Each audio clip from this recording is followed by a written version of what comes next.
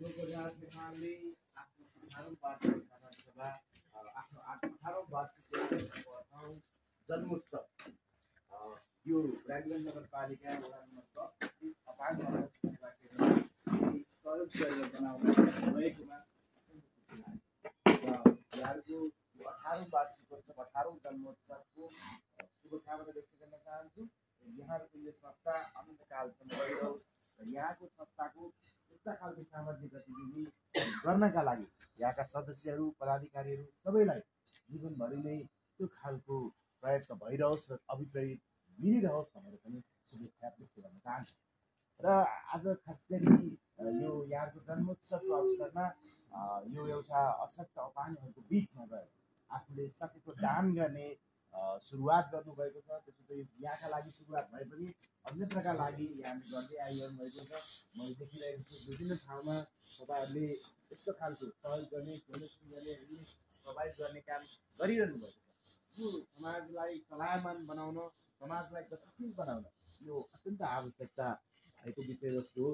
त्यसै पनि नेपालीहरू ठुलो मानव हृदय रहेका छन् र एकले अर्कालाई सहयोग गर्ने मोडल बहुत स्थापित मोडलको रूपमा रहेको छ।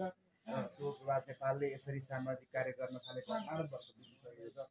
यहाँहरूले सँगसँगै मुलुकमा विभिन्न ठाउँमा शैक्षिक जागरणका कार्यक्रम स्वास्थ्य जागरणका कार्यक्रमहरू गर्दै आइरहनु भएको छ। यो अरू अन्य सङ्घ संस्थाका लागि पनि अनुकरणीय विषयवस्तु भएको छ र यो अपाङ्ग अशक्त सेवा केन्द्र यहाँ सञ्चालन भइरहेको छ। उहाँले योभन्दा अगाडि यहाँ यही सँगै तल्लोपट्टिको जग्गामा चलाइरहनु भएको थियो। त्यहाँ बस्नका लागि उहाँलाई समस्या भइसके पछाडि यहाँ दुकान पनि भए पछाडि यहाँ लिएर आएर यो सञ्चालन गरिरहनु भएको छ।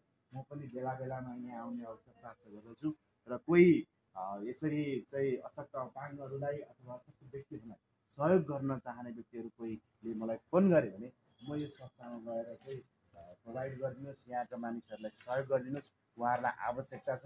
यो सहयोगले गर्दाखेरि उहाँहरूको लागि निकै ठुलो परिणाम निस्कन्छ र यसका लागि तपाईँहरूले गइदिनुहोस् भनेर मैले भनिरहेको छु।